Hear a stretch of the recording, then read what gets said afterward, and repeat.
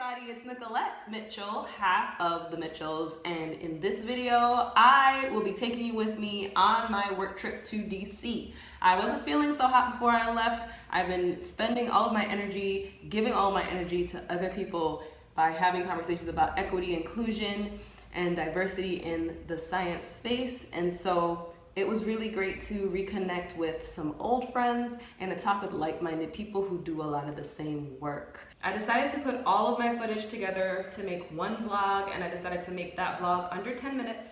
I'm trying a new format where I'm doing some voiceovers in addition to the raw footage that I captured. Let me know how you like it. If you like this video, don't forget to like this video and check out my husband's Cancun vlogs, which I will link somewhere up here, because while I was in DC, he was in Cancun, also reconnecting with his old friends.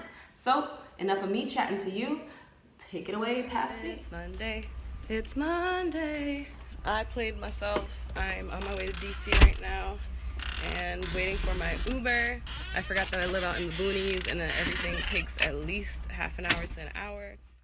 Basically, if I parked my car at the airport, it would cost just as much as if I just took this Uber, so I decided to take the Uber.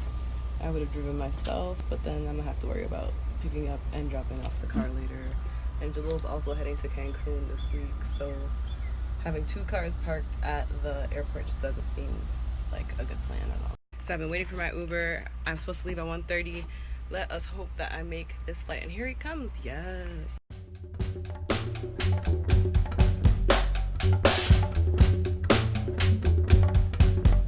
Definitely missed the flight earlier. Have been at the airport for the last few hours, catching up on emails and social media.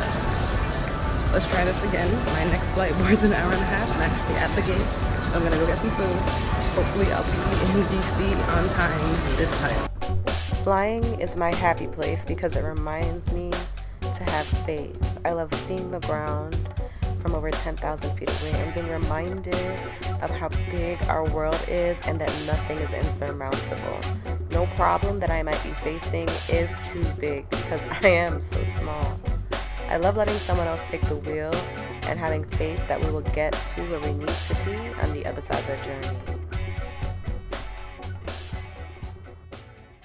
I'm exhausted. I should have been here hours ago, but you know, such is life. I'm really liking this Marriott hotel a lot better than where I stayed last year. It's fly. I love this glass door. I wish that my actual living arrangements looked this chic. But one day, once we get free, you're not gonna be able to control us. You're not gonna be able to stop us. And the TV knows my name. That's cool. That's really cool. I'm playing around over here taking photos of myself when I know I need to catch the shuttle. Clearly there's a trend here. I'm a late person. All my life I've been fighting it. I think it runs in the genes because I'm the earliest in my family, but I'm a late person. I spent 2 days in Bethesda attending a meeting for folks who work in diversity and inclusion in the sciences at colleges and universities from around the country. It often gets so lonely doing this work. Some days I wonder if it's the best use of my time, and some days I have no energy left. But traveling is one of the very small perks of doing such deeply emotionally taxing work. Whenever work brings me to the DC metro area, I always squeeze in time to see friends. And this time I extended my trip and spent an extra 4 days hanging out with Bree and Lee. I told Bree we left like 2 hours ago. We just got on the train. She might know if she watches this.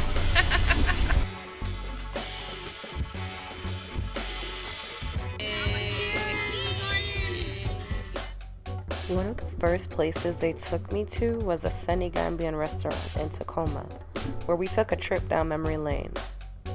We spent 3 weeks learning dances, rhythm, and songs in the Gambia when we were juniors in college as a part of a West African dance troupe. We danced for 5 to 8 hours each day, and it bonded us to be immersed in a culture that was new to us. It was also beautiful. and we spent our free time at the beach eating good food and good company. It was nice to remember that and to celebrate years of friendship. To dance place? Yes. I don't know what class we're taking, but we're taking a class. Yeah, it's gonna be great. It's been years since any of us danced or drummed full time, so our bodies hurt, but our spirits were full. The drums, but we danced and we're sweaty now. Any almost at 12,000 steps! Yay! Revenge body, here we go. Friendship is like gold. It's precious, malleable, long-lasting, to be kept. And it's amazing how, as we age and our bodies may change and our situations evolve, that love remains the same. There's much life left to be lived and many more venues to explore.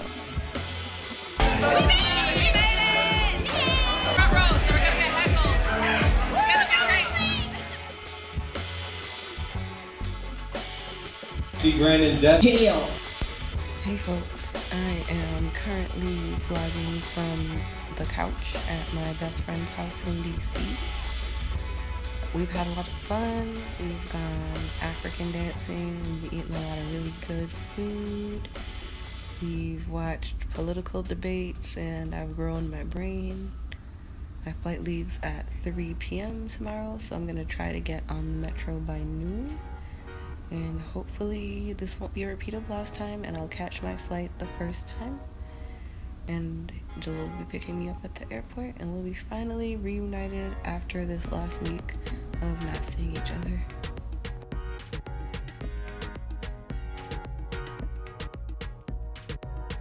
Flight left about 20 minutes late, so I'm here at the airport about 20 minutes late, but it wasn't my fault this time.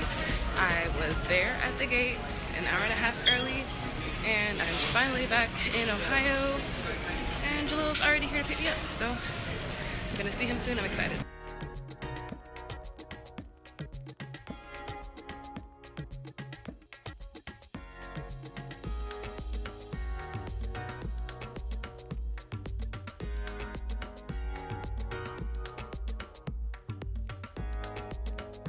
This vlog in particular ended up being about the enduring friendships that I made in college.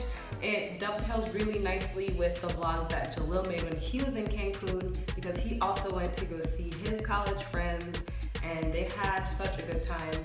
And I'm glad because I also had a really good time in DC. To be honest, I haven't really been feeling 100% these last few weeks. I do a lot of work in the diversity, equity, and inclusion space, which as someone who embodies a lot of the intersections of race, class, and gender, it's quite exhausting to continue to have those discussions in the workplace. And so it was really nice to get away, to be around other people who were doing this work, and to reconnect with my friends. I felt a little bit more energized than I did when I left, when I got back from my vacation. What do you all do to reconnect with yourself when you're not feeling so hot? Do you hang out with friends? Do you spend time out in nature, connecting with yourself? Do you read a good book? Cuddle up with a cup of tea? Do you vent to a therapist? I find that although I'm an introvert and I love spending time alone, I gain so much energy when I'm in community with other people who hold the identities that I do.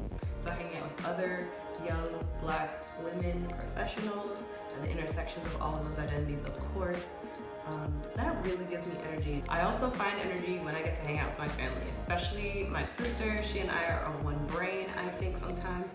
She just gets me, and so it's always a hoot when we hang out. So that's all I have for you all today. Thank you so much for making it to this point in the video. If you like this video, you already know what to do. Smash that like button, and don't forget to subscribe and hit that notification bell so that you are aware of every time we upload.